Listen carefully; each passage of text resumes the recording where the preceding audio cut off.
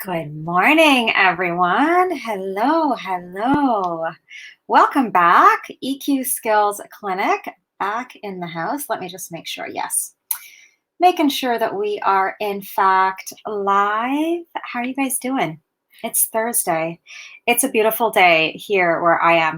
I'm just north of Toronto. It's a really gorgeous day, and I'm so excited to be here with you.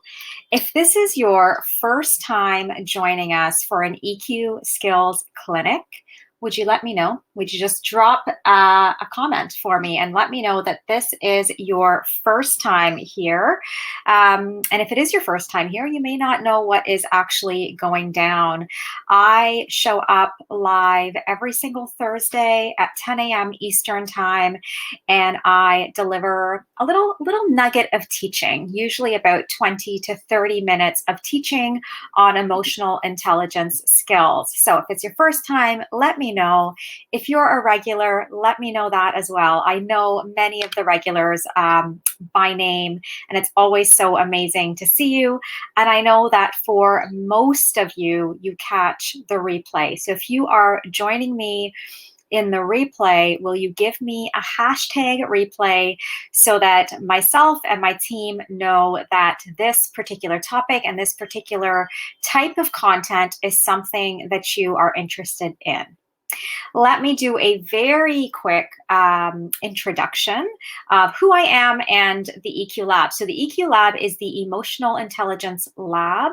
It is a place where we gather as a community. It's really a spot for high-powered women who are looking to leverage emotional intelligence in order to access and unlock success in every area of their life. So we explore themes around emotional mastery, around fearless communication, and elevating relationships, both personally and professionally.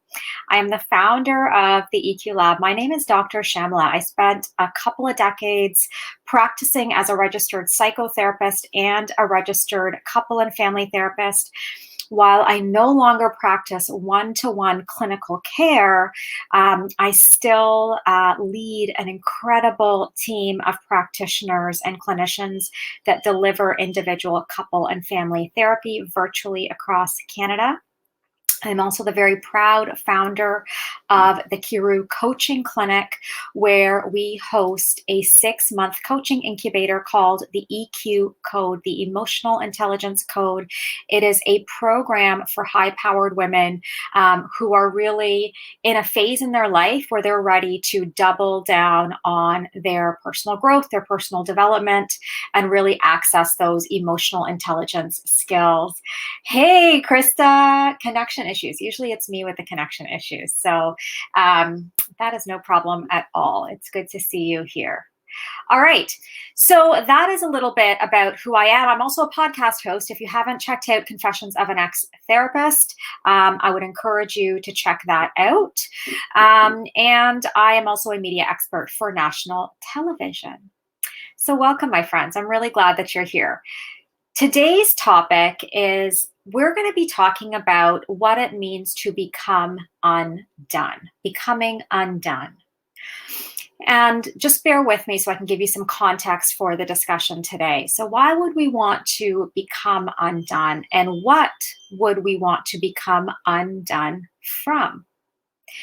So my suggestion today is that we live in a time, particularly for women, where there are a lot of narratives, there are a lot of scripts, there are a lot of stories, there are a lot of paradigms that are no longer serving us. There are a lot of ways in which perhaps we've been raised.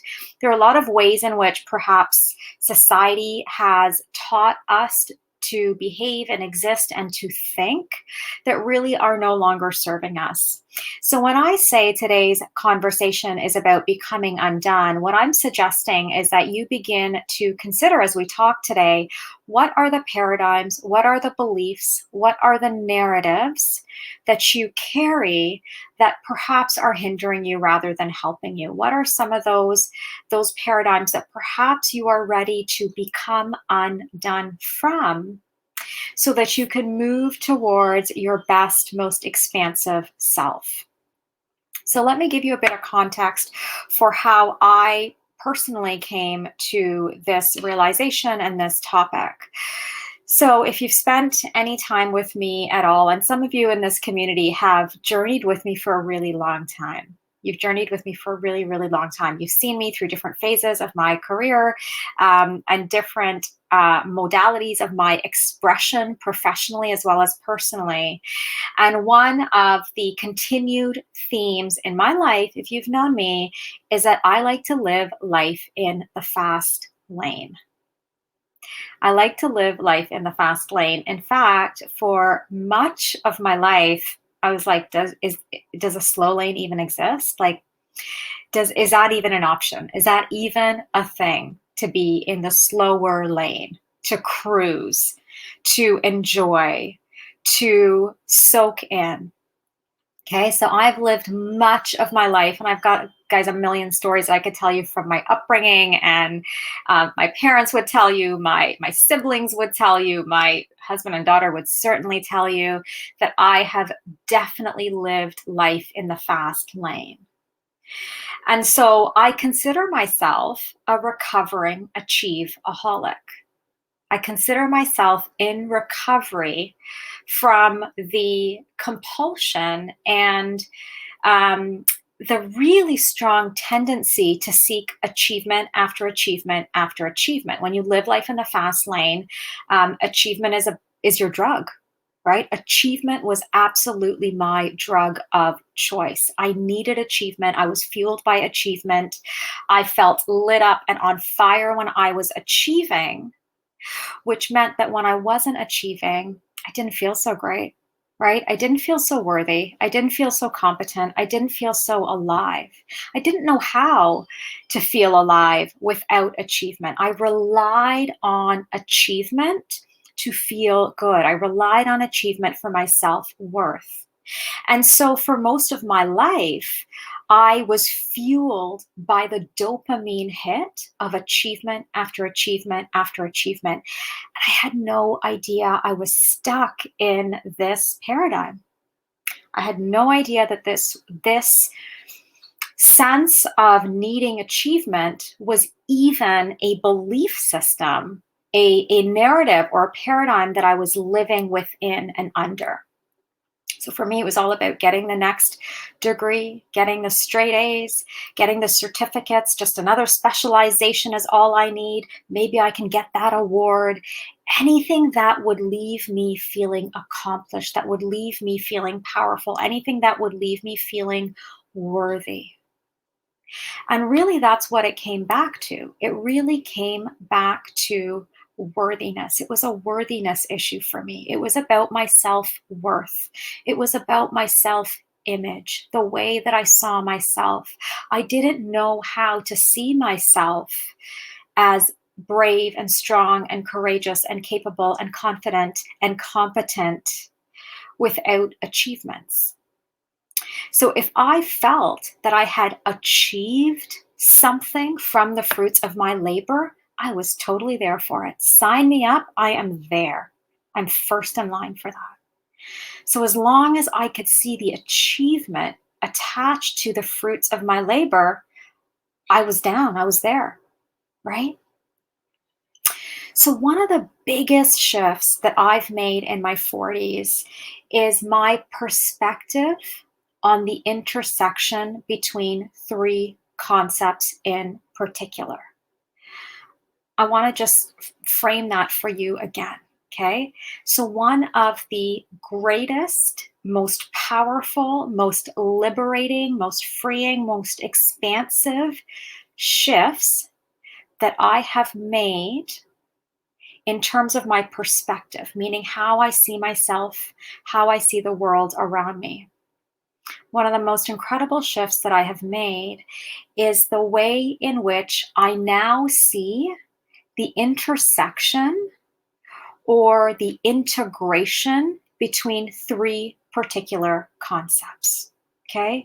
And those concepts are goals, achievement, and my self-image. Those three concepts are, number one, the concept of goals. Number two, the concept of achievement. And number 3, the concept of self-image. And that's what we're really here to talk about today. Today, we're really here to talk about how these 3 concepts intersect and how we can integrate them in a way that is far more helpful, far more expansive, and actually allows us to show up as our best selves. So as I think about these 3 concepts, I've shared with you how I intersected them, how I integrated them, right? Achieve-aholic, dopamine hit, achievement after achievement. If I didn't achieve, I didn't feel good about myself, right? It was all tied to self-worth, which at the end of the day, self-worth is what drives our self-image, right? And so this clearly wasn't working for me. This wasn't serving me. This was keeping me stuck. This was keeping me small. This was increasing my anxiety and reducing my true sense of confidence. Because listen, the truth is that confidence actually has nothing to do with external factors, right? A true, deep sense of confidence has nothing to do with external factors, and it has absolutely everything to do with who you are on a very deep level, what you believe about yourself and how you see yourself. Self-image. It's your self-image. And so I have become increasingly interested in how self-image impacts our ability to really access that high-powered lifestyle, right? I've become increasingly interested in that, especially in my 40s. So I want to share with you what I call the conclusion of my very first non-clinical and purely personal research. Okay. A lot of what I bring to you and a lot of what I share with you, whether it's here live inside the EQ lab or whether you hear me talking on my Instagram platform or whether you're listening to me on Confessions of an Ex-Therapist, so much of what I bring to you, yes, absolutely is the science, the evidence, the research, all the years of experience. But, I think what's become far more important for me to lead with is my personal growth and expansion over my lifetime, right? My personal growth and expansion over my lifetime, because what I really want to offer you are tried and true concepts, principles, and strategies that I have used, I have integrated, and I have embodied, so that from that place, I can share with you and I can teach and I can lead. So this is my non-clinical, purely personal research. This is what I have felt in the depths of my soul. This is what I carry so profoundly in my heart in these moments and in these days. And this is what I want to share with you. There's some concepts, some ideas that I really want to share with you, because these concepts have really shaped my own sense of confidence at this stage of my life. So the very first thing I want to share with you is the idea that our goals exist not for their achievement, okay?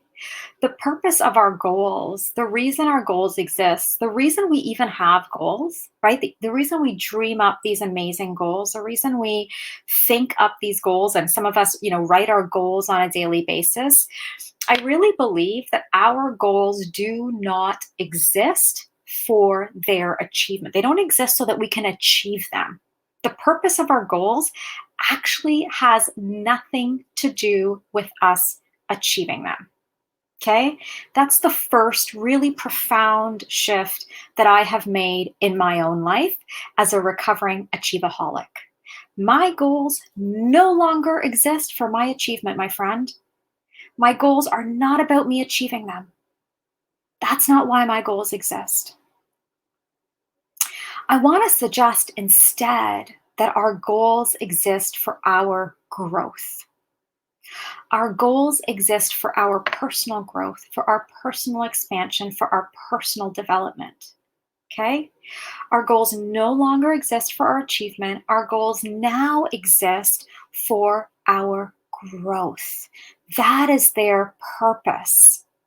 The purpose of our goals is not so that we can achieve them. It's not so that we can check off another box. It's not so that we can put more letters behind our name. Our goals exist in our mind. Our goals exist in our heart. We dream of these incredible, powerful goals for our own personal growth. Our goals also exist for our expansion. For our expansion. I talk about this a lot with my private clients. I talk about this concept of the goals that we are working on, right? So when I work with my women privately, I will say to them, listen, the goals that you have nothing to do with whether or not you get there or you achieve them. It's not about getting there. It's not about the destination. It's not about the end point. It's about your personal expansion. I truly believe that we were put on this earth so that we can expand, so that we can grow, right?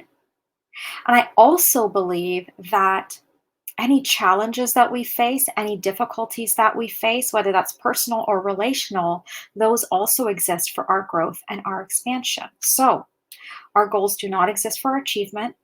They exist for our growth and they exist for our expansion. Okay, so growth and expansion. Third thing is that our goals exist for us to become, and I want to say, I'm like going to yell the word become, like it's in all capitals. Okay, it's about this really big sense of becoming. Okay. Our goals exist for us to become the woman who has the capacity to embody them, to hold them. Okay? Your goal and your goals, plural, exist, I believe, for the purpose of you becoming the woman who has the capacity to hold these goals. Regardless of what life throws at you, regardless of what other people say, regardless of the current paradigm that may not reflect the goals or where you're going, regardless of all of that, what if your goals existed so that you could become the woman who can hold them? Whether that's a goal around personal relationships, that's a goal around your professional success, whether that's a goal around parenting, money, doesn't matter, doesn't actually matter, right? What if every single one of your goals, every single one of your dreams, every single one of your desires exist for one reason only? What if they're there in your heart for one reason only? What if all of these incredible things that you hope for and you long for and you dream of exist so that you, my friend, can become the woman who's actually able to hold and embody the desires of her heart? And if you could look at it this way, what difference would it make? What difference would it make? Would you show up differently, right? Would your energy be different? Would your presence be different? What about your mind, your thoughts? Would that be different? The way that you think about yourself, the way that you think about your life? And what about your feelings? Would your emotional state be different if moment to moment, day to day, stage to stage, right, you could hang on to this concept and this idea that my goals exist solely for the purpose of me becoming the woman who's able to embody the desires of her heart? So if you're ready to live life unencumbered, if you are ready to live life uninhibited, and if you're finally ready to become undone, in the most beautiful sense of the word. If you're ready to grow, if you're ready to expand, and if you are ready to become the woman who can embody the desires of her heart, guess what happens? Achievement will follow. Thank you so much for being here with me today. I really hope that this teaching was helpful, and I hope that you'll be back with me next week for another skills clinic. Before I wrap up today, right here inside the EQ Lab, I want to tell you that I am going to be back. I'm going to be back today.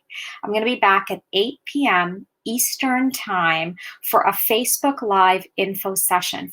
So for those of you who don't know and who aren't aware, we opened enrollment and registration for a brand new program called Emotion and Energy in Communication. This is a highly integrative practice of emotional intelligence, particularly as it intersects with communication skills, okay?